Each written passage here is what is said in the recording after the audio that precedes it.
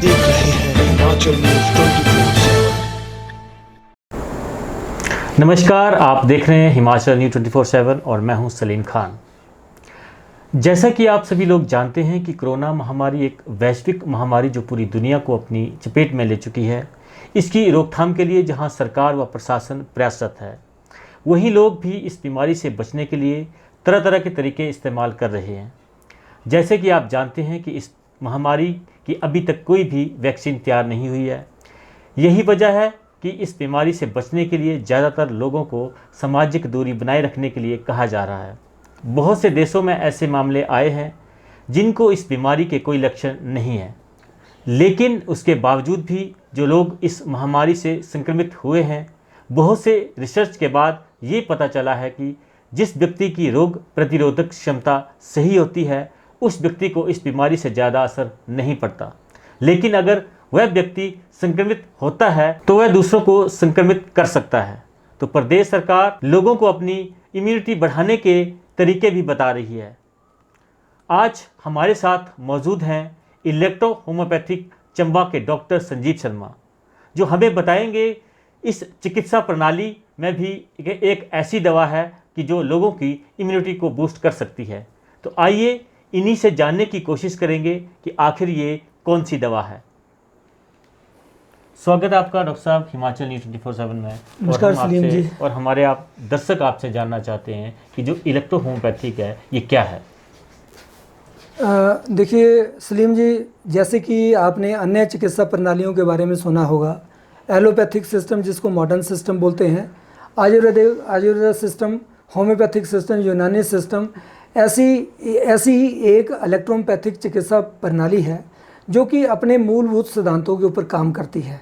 इसका जो मूलभूत सिद्धांत है वो सलीम जी, वो हमारे शरीर के अंदर पाए जाने वाले दो क्यूटिकल सब्सटेंस जिसको हम बोलते हैं ब्लड एंड लिम्फ, यानी कि रक्त व रस, और उस रक्त व रस के माध्यम से ही हमारे शरीर का जितना भी पोषण होता है वो हमारे अंतिम छोर, जिसको हम बोलते हैं हमारे शरीर का जो स्ट्रक्चरल यूनिट है, जो सेल लेवल तक हर तरह के पोषण को पहुंचाने का काम करते हैं ये ब्लड और लिम्फ, जिसके माध्यम से हमारी लाइफ सस्टेन करती है। जी डॉक्टर साहब। और डॉक्टर साहब, हमारे दर्शक ये भी जानना चाहते हैं, जो ये दवाई है क्या इसका कोई साइड इफेक्ट भी है? देखिए, जो इलेक्ट्रोपैथिक मेडिसिन है इसका साइड इफ़ेक्ट 0% है। मैं आपको ये बता देना चाहता हूँ, जो इसके काम करने की, इस चिकित्सा प्रणाली के काम करने का जो तरीका है वो क्या है। ये 100% हर्बल मेडिसिन है। इसमें जो मेडिसिन बनती है वो नेचुरल एक्सट्रैक्ट से बनती है, और 100% हर्बल इस करके बोला गया है कि अदर चिकित्सा प्रणालियों में कई तरह के तत्व, कई तरह की जो एक केमिकल, कई तरह के कोई, इवन अगर अदर सिस्टम में होम्योपैथी की बात की जाए तो उसमें नोसोड्स तक आज की डेट में इस्तेमाल हो रहे हैं। मगर इलेक्ट्रोपैथी केवल एक ऐसी चिकित्सा प्रणाली है जो 100% हर्ब से एक्सट्रैक्ट किए हुए एसेंसेस से ही अपना इलाज करती है। एक बात। नंबर 2 पे, ये हमारे शरीर में, मान लीजिए जब इसको इंड्यूस किया जाता है, दिया जाता है एक हेल्दी या एक रोगी को, हेल्दी पर्सन या रोगी को, तो आप पाएंगे कि अगर हमारे शरीर में इस मेडिसिन के लिए कोई टारगेट नहीं है, यानी कोई बीमारी नहीं है, कोई लक्षण नहीं है, तो उस हमारे शरीर से ये ऑटो सिक्रीशन सेगमेंट से ये हमारे शरीर से बाहर दवा अपने आप निकल जाती है, जिससे कि हमारा एक प्रैक्टिकल एक्सपीरियंस है कि आज तक हमने इसका कोई भी साइड इफ़ेक्ट, हमने बीते अपनी 32 साल की प्रैक्टिस में अभी किसी ह्यूमन बीइंग के ऊपर नहीं देखा है। डॉक्टर साहब, हम आपसे ये भी जानना चाहते हैं कि जो हमारे दर्शक कि जो कोविड-19 है ये वास्तव में है क्या? देखिए सलीम जी, जो ये कोविड-19 है ये हमारा एक वायरस, जो कि वायरस एक किस्म से ये मानिए कि एक लिपिड, यानी कि एक फैट की थैली के अंदर हाईली एक्टिव प्रोटीन से अगर माना जाए कि जो हमारे शरीर के अंदर जो प्रोटीन ऑलरेडी हैं, जो हमारी शरीर की रिक्वायरमेंट है, ये उसको टारगेट करने का इसकी पावर, एनर्जी इतनी होती है कि उतनी एनर्जी हमारे शरीर की ऑलरेडी मौजूद प्रोटीन के अंदर नहीं होती है, जो कि ये पेनिट्रेट करके हमारे शरीर में एक संक्रमण का रोग, जो संक्रमण का जो सब वो एक वायरस बनता है। ये वायरस एक लिपिड की थैली में लिपटा हुआ एक हाईली एक्टिव प्रोटीन्स है। डॉक्टर साहब, हम ये भी जानना चाहते हैं हमारे दर्शक, जो ये आम आदमी में कैसे संक्रमित कर सकता है एक आम आदमी को? देखिए, एक आम आदमी में अगर किसी का भी जो रोग प्रतिरोधक शक्ति अगर क्षीण है, कम है, अगर आप में वो बाहर के अटैक को सहने की पावर कम है, तो ये क्या करता है, ये वायरस किसी भी आम फिजिकल टच से, यानी कि man to man physical touch के साथ ये है। मैन टू मैन का मतलब ये नहीं है कि मैंने किसी इंसान को टच किया वहाँ से भी आ सकता है। अगर हम किसी जगह बैठे हुए हैं, किसी सरफेस पे, अगर ये ऑलरेडी पहले से बैठा हुआ है, हमें मालूम नहीं है कि मेरे से पहले कोई पर्सन इस एटमॉस्फेयर के अंदर, इस जहाँ हम बैठे हुए हैं उस जगह अगर कोई आकर के गया जिसको ऑलरेडी संक्रमण था, वो अगर सांस ले रहा था, खांस रहा था, छींका है, तो अगर उसके शरीर के ऑलरेडी शरीर के ऊपर वो वायरस था, वो वायरस अगर जहाँ मेरे इस सरफेस के ऊपर आ गया, जब तक मैं उसके टच में नहीं आता हूँ तब तक मेरे को संक्रमण नहीं हो सकता है। अगर मैं टच आ गया तो इसका जो पहला केंद्र, ये टच हो करके ये हमारे हाथों के किसी भी जरिए से हमारे अपर सरफेस में, यानी कि हमारे फेस पे, हमारे नाक के, हमारे मुंह के माध्यम से हमारे शरीर में प्रवेश करता है। सबसे पहला जो इसका टारगेट होता है वो गला होता है। ये हमारे गले यानी कि थ्रोट के अंदर इसका एक पीरियड रहता है 4 से 5 दिन से लेकर के 6-7 दिन तक का। उसका जो ये इंक्यूबेशन का पहला पार्ट है, उसके अंदर ये क्या करता है, यहाँ अपने आप की रेप्लिकेशन करता है, म्यूटेशन करता है और अपने आप को और पावरफुल बना करके और ज़्यादा अपने जैसे जो से वो वायरस अंदर पैदा करता है। फिर उसके बाद सिग्नल मिलने के ऊपर हमारा रेस्पिरेटरी ट्रैक है, उसका जो सेकंड पार्ट है, पहला हमारा थ्रोट, सेकंड जो सा वो ट्रैकिया, ये ट्रैकिया यानी कि जो हमारी श्वास नलिका है, ये उसके अंदर ट्रैवल करता है। फिर वहाँ से ये लंग्स में यानी हमारे फेफड़ों में जाता है और फेफड़ों में पहुँचते पहुँचते इसको कम से कम भी 20 से 21 दिन लग जाते हैं।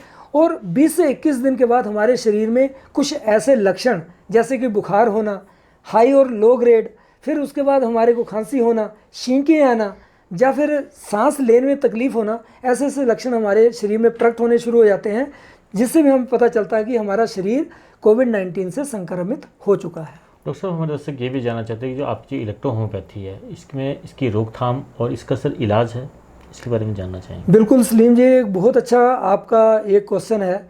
देखिए, आप मान लो आपने 2 शब्द बोले, रोकथाम व इलाज, जबकि पहले मैं इलाज की बात करूंगा। हालांकि अभी तक ऑन ऑफिशियल रिकॉर्ड के मुताबिक यूनिवर्स में, पूरे वर्ल्ड में जो इसका कोविड-19 का किसी भी तरीके का कोई इलाज अभी तक संभव नहीं है। क्यों? क्योंकि इसके वैक्सीन, इसकी जो क्यूरेटिव मेडिसिन है, उसके ऊपर खोजबीन चल रही है। मगर ये रहा इलाज का पार्ट। अब मैं बात करूंगा इसकी प्रिवेंशन यानी कि इसकी रोकथाम के लिए। रोकथाम सबसे ज़्यादा इम्पॉर्टेंट है। जैसा कि सोशली हम सारे माध्यम से देख रहे हैं, सोशल डिस्टेंसिंग कर रहे हैं, हम मास्क लगा रहे हैं, हम किसी के टच में नहीं जा रहे हैं, ये सारी चीज़ें अपनी जगह सही है। मगर उसके बावजूद भी, ये सारे पॉइंट करने के बावजूद भी हमारे शरीर को संक्रमण से नहीं रोका जा सकता है। क्योंकि अब तो ऐसी संभावनाएं भी सामने आ रही हैं कि ये हवा में तैरने की कैपेसिटी भी रखता है, जबकि इससे पहले ये अभी रिसर्च में नहीं पाया गया। जैसे जैसे रिसर्च इसकी आगे बढ़ रही है तो पता चल रहा है ये हवा के अंदर पाया जाने की वजह से ये कई लोगों को इन्फेक्टिव कर सकता है। मगर अब रही इसकी रोकथाम की बात।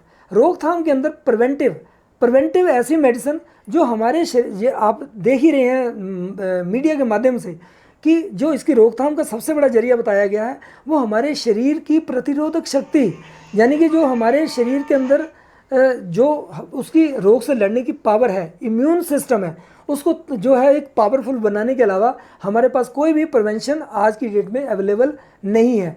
और एकमात्र हमारे इम्यूनो मॉड्यूलेटर्स, इम्यूनो बूस्टर्स है, अगर उसको हम आज की डेट में इस्तेमाल करना शुरू कर दें तो हमें कम से कम 99.9% एक चीज़ का आभास रहेगा कि वो इन्फेक्शन हमें इन्फेक्ट नहीं कर सकता है। और जो इम्यूनो बूस्टर्स हैं वो इलेक्ट्रोहोम्योपैथी के अंदर, जैसे कि हम दावा कर रहे हैं, दावा नहीं हम तो दे रहे हैं लोगों में, वो दवा 25 मार्च से जो हमारे सर्कल में बन रही है हम दे रहे हैं, वहाँ से हमें बहुत से ऐसे पॉजिटिव रिस्पॉन्स भी देखने को मिल रहे हैं।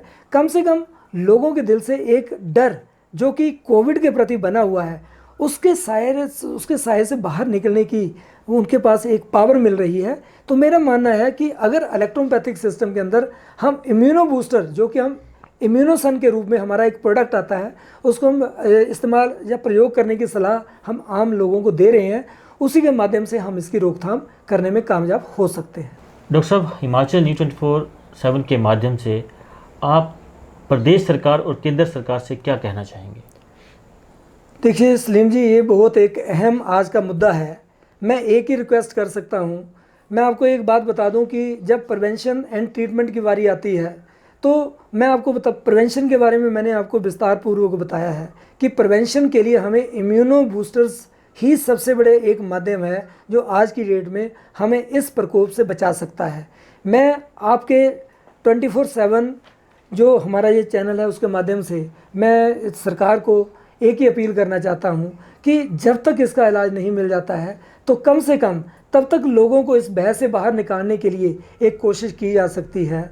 अगर इसको सरकार अपनी तरफ से कुछ ऐसा प्रावधान कर दे, चाहे लोकल लेवल के ऊपर हो, मैं नहीं बोलता हूँ कि आप सारे, अगर इसको एग्जामिन ही करना है तो सबसे पहले आप लोकल सेगमेंट के अंदर इसको एग्जामिन करके ज़रूर देखिए सरकारी तौर के ऊपर। उनसे आपको 100% ये प्रूव हो जाएगा कि जो इम्यूनो बूस्टर है इलेक्ट्रोपैथी का ये इम्यूनोसन, ये आप सब लोगों के लिए एक बहुत रामबाण का काम कर सकता है। और यही अपील मैं आपके चैनल के माध्यम से मैं अपनी सरकारों को करना चाहता हूँ। तो ये थे डॉक्टर संजीव शर्मा जो इलेक्ट्रो होम्योपैथिक के डॉक्टर हैं, और उन्होंने साफ तौर पे प्रदेश सरकार और केंद्र सरकार को कहा कि जो ये इलेक्ट्रो होम्योपैथी में जो दवाई है, इसका जो इम्यूनोसन जो दवाई है, इसका जो सरकार और केंद्र सरकार जो है लोगों के लिए दे सकती है और ये कारगर सिद्ध हो सकती है। हिमाचल न्यूज़ 24/7 के लिए डॉक्टर साहब आपका बहुत बहुत स्वागत है। धन्यवाद। सलीम जी, आपका भी और न्यूज़ 24/7 का भी मैं आभार व्यक्त करना चाहता हूँ कि हमारी ये अपील आप आम जन तक पहुँचाने में हमारा साथ दे रहे हैं। और मैं सरकार को भी यही अपील करूँगा कि इस अपील को ज़रूर सीरियसली देखें और इसको एग्ज़ामिन करने की कोशिश करें ताकि हम कोविड के इस महामारी से लोगों को बाहर निकालने में उनकी मदद कर सकें। धन्यवाद।